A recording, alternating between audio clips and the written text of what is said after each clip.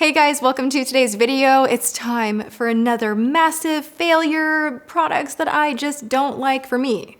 But I also like to share them with you in case you were wanting to know more or like why certain things didn't work out, because let's face it, not every single item out there is gonna work for every single person.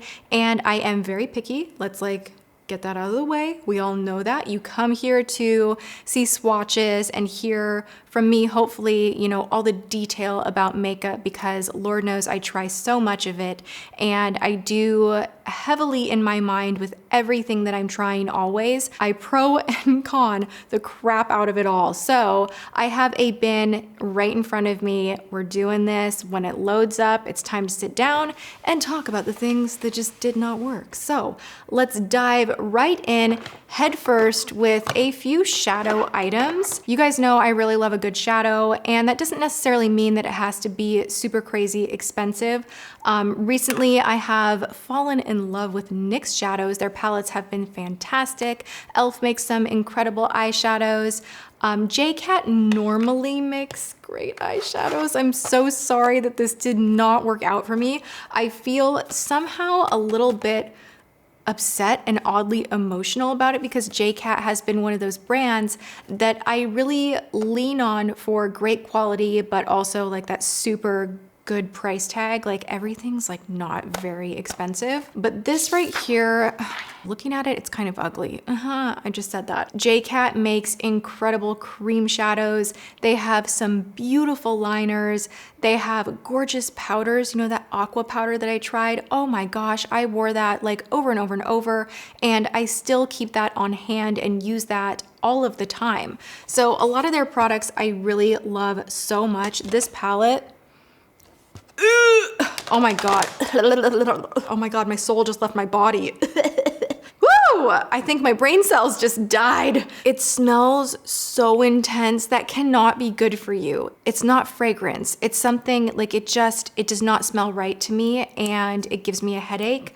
I think that these colors, they don't perform the way I would hope for them to. Some of them are okay in this palette.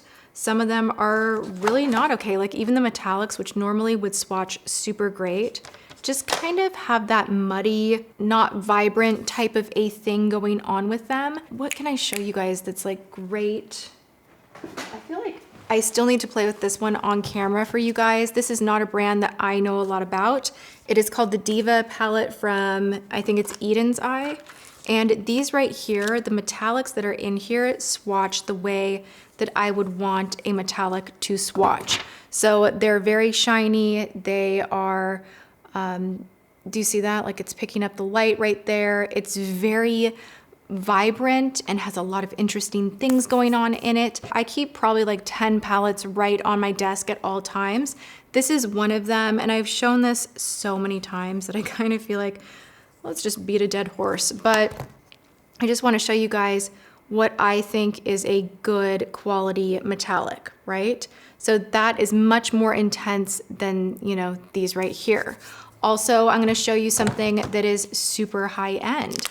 So we can take a look at that and compare. This is a Viseart palette. And if we go into some of these metallics, which this palette is like bananas, okay? This lime green and then this like purple right here. Holy smokes, stop it. Wait, that's an empty finger. Haha, kidding.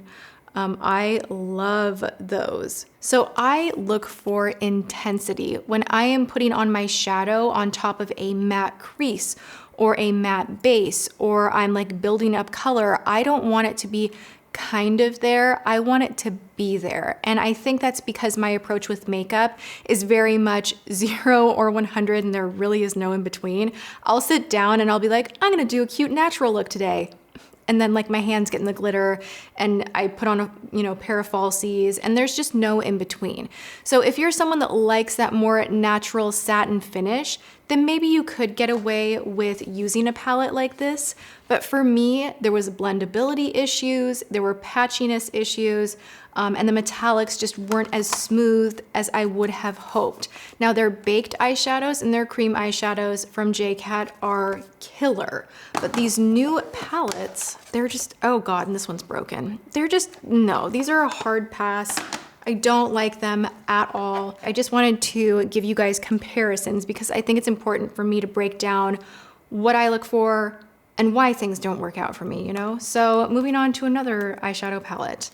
This right here kind of reminds me of the Modern Renaissance palette from Anastasia. A lot of the same kind of berry tones that are bright, some lighter. It's all very pinky. I tried putting some of these colors in my crease and I just, for the life of me, like could not get them to blend. They were so super patchy. I cannot even handle like how they just don't really want to blend out. Just not for me. They kind of fluff everywhere. Kokie makes incredible lip products, incredible mascara, really good foundation. Their eyeshadows have not impressed me. Let's talk about one more palette and then we will move on to other things. This from Butter London, this is the Glazin Shimmering Eye Palette. Now, these are baked and like they're fine. They have kind of a scratchiness to them, like that tough kind of scratchiness. The pigmentation is there, like no doubt, that is there. Like boom, boom, boom. You have a lot of pigment. My issue with this palette is you don't have anything around it that is matte to work with. And a lot of these colors feel super repetitive and like something you might already have on hand, and the bulkiness of the palette, the price of the palette, the fact that you are gonna do an all shimmery metallic look just doesn't make sense to me. So I think this is a pass, and you know, again, these are shiny, they're fine. There were just too many misses in that palette for me to get excited about. For a while, I kind of was working with products for the sake of working with them and trying to get them to work and almost forcing them to work so that I could have this big expansive list of things to recommend to you guys. And I've kind of scrapped that idea and I'm really zeroing in more and more and more on just the formulas that I appreciate, why I appreciate them, what I look for, and only keeping the ones that I absolutely adore. I have a blush palette here that has the coolest packaging. Oh my gosh, I'm not going to, but I almost want to keep this because of the packaging. It is so beautiful. Now this is from NARS. This is part of their holiday collection and they have other items that are so stunning and beautiful. They have a highlight trio. They have a trio that has NARS's Orgasm and Laguna and a highlighter, and it has a beautiful outside exterior package like this. I am going to be putting some of those things in upcoming giveaways, so stay tuned for that. This one right here is supposed to be like $150 value. It's a blush kit. I want to say it's like $58 or $59. Nice size mirror, beautiful package. Product is so-so. You put this on and there's just not a lot there and everything is super shiny.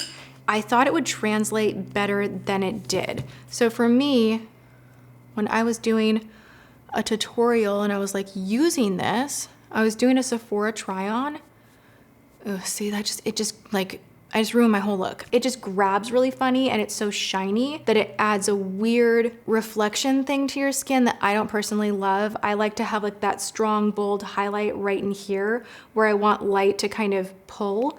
I don't normally like a cheek look that's very shiny so that when you're turning your head in natural light, things look a little bit warped. Like I don't really like that. The highlighters are not that fantastic. Like they're okay, but they're not what I need them to be for the price. I prefer just NARS's Orgasm, like that's a great blush, like the standard, you know, good blush from them.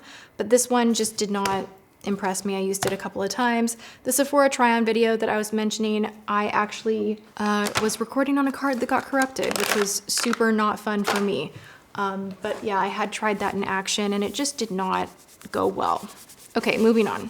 Lorac was sold, I want to say like a year-ish ago, a year and a half. I don't know, time is flying right by, right? Lorac is Carol spelled backwards. Carol Shaw is the makeup artist who started this brand and she's fabulous. I love her work. I love her. I think she's great.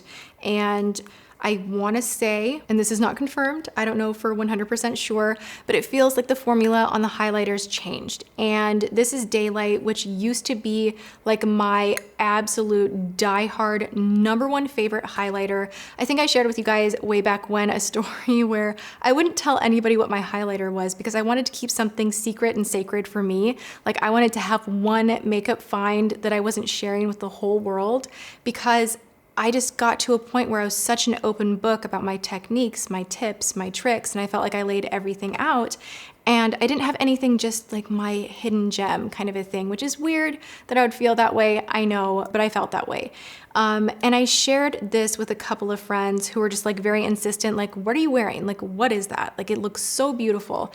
And I was like, you know, it's Daylight from Lorac. It's so good. It's the best. It's my favorite. And this is not the same as it once was. I'm so sad about it. So this is my old school Daylight. Remember, I repaired this one because I was just like, they don't make it anymore and I need this. And like, I can't believe I broke it. And I used that like space foam and I like pressed it back together. I'll link that video below, but I want to show you the difference. Okay. So this is the new Daylight right there. And this is the old Daylight. It even feels softer.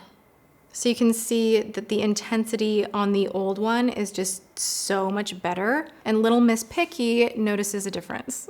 So the new one is a fail. Moving on. Speaking of highlighters, let's talk about a brush that I do not like at all. This is the Fan Highlighter Brush, and this is from Sonia Kashuk. I've been trying it out for a minute. I thought it would be really, really great because Sonia Kashuk has some of my very, very favorite brushes.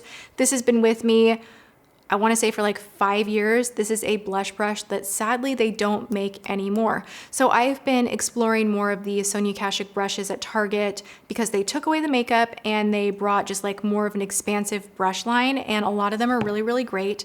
This one is not. It just spreads out highlighter in such a weird way. The second it hits the skin, it goes kind of wide, and you can't get a dense pickup with this kind of a brush because of the different bristles. So this is just goodbye. That's bye. Oh my gosh, okay. So let's have a chat about hair tools. You guys know the Dyson. It worked out for everybody and their grandma, but not me. I do like it for my bangs. I use it on my bangs exclusively, but I would never, I would never, ever recommend anybody spend that kind of money on something just to do their bangs. So please don't do that. T3 has been one of my very favorite brands. I love their technology. I think that they do such a beautiful job with majority of their products. They're very lightweight. They get the job done. They don't damage your hair. I've always relied on their tools to have good hair and to maintain its health and to dry it quickly. So I was super excited to try out this new dryer, and it does dry the hair beautifully and quickly and all of that, and it has the same T3 technology in here that we all know and love. However, this back here is my issue. And I had a hairstylist, a professional, doing my hair with this dryer, and the dryer, while she was doing the blowout, somehow tilted and a lot of my hair got suctioned into this vent. This has the most intense suction. The sad thing was with this is that I lost a giant chunk of my hair. It literally ate parts of my hair, and I've never had that happen with a hairdryer before, and I just had to share that with you guys because I can see this very easily happening when you are blow drying your hair, and I'm curious to know if anybody out there has had that experience with this type of a vent in the back. It is very powerful. It just has like a lot. I really would not have brought this up if I wasn't so upset about losing a chunk of hair. And I wish I could show, yeah, I think it's this one that was longer, and it's like this big chunk is just like straight, and now when I curl my hair, it just doesn't do anything, and it ate my hair. So let's just move on to some setting spray and mascara. This one from Winky Lux. It is called So Extra, and really it should be called So Little because it does not do a thing for your lashes. Don't waste your time with this. They make incredible powders. They make incredible eyeshadows. They have cool, fun jelly balms. Mascara is not where it's at. This was so disappointing and it smudged and I just don't like it. Also, I have a dewy finish setting spray. This is from Cover FX. Their spritzer on here, I love, okay? Like, look at that. Hello, can we all just have a good spritzer on our setting sprays that is like this? I also really appreciate that they don't use alcohol in their setting sprays, whether it is the mattifying one, which I do enjoy, so go grab that. This one, however, I started to notice, because I've been using this for a long time. So this is one of those items that kind of turned on me. And it was only because I was looking at products mentioned after kind of looking in the mirror and being like, what is up with my makeup today? And I was noticing that on the days when I was using this, it kind of left this film, kind of almost like a shiny top coat that you would put on your nails, where if I kind of turned, it would almost be like this top coat of just shininess, which I guess is fair because it is called the Dewy Finish Setting Spray, but I didn't like the texture and like these kind of sprayed on dewiness. Like when I want dewy, I want from oils, hydration, I want it to sink in the skin and plump the skin. And this kind of gave the dewiness that sat on top of the skin. It's really kind of hard for me to explain, but ultimately I realized that on the days when I was not liking my makeup, it was this product that was kind of ruining things for me. And then when I stopped reaching for it, things got a lot better. So this just was not for me. All right, I also have the new Beauty Blender Insta Clean. It's like dumping oil on all of your brushes and you feel like you are gonna go into your makeup and just have like oil dispersed on your face and that maybe you'll break out. I don't know. This was just so weird for me. And it did not do a good job cleaning my brushes either. I am diehard still such a fan of Cinema Secrets. That has just long been the one that I go to. That removes any amount of pigment from my brushes very quickly, easily, and it dries super, super fast where I don't feel like there is that residue on my brushes. And I feel like I can go straight into my makeup and there's not going to be anything getting in the way of the makeup and how it picks up. Moving on. Wow, I have even more. Oh my gosh, she hates so much makeup. I have from Hard Candy. This is a lip contouring wand. It's called the Lip Artiste. This is horrible, you guys. Like I talked in my under 5 video about a lot of products that I love. One of them was from Hard Candy. They have a great liquid lip that's kind of like a gel-like leaning matte liquid lip. A lot of their lip products are great. I was excited to try this out and it's just like chunky monkey, weird, puffy, metallic. And then this lip liner, the tone of it is wrong. The waxiness of it is wrong. The way it bleeds is wrong. This is just all wrong in my opinion. And then I have an update for you guys that I just don't like this at all, not one bit. This is from Tarte. This is their creaseless concealer, which creases on me. Go figure. I still am like in love with Tarte Shape Tape. I don't think there has been a new concealer in town that has caught my attention for more than a moment. I always go back to Shape Tape. I just love that one. It works really, really well for me. This is just so much thicker.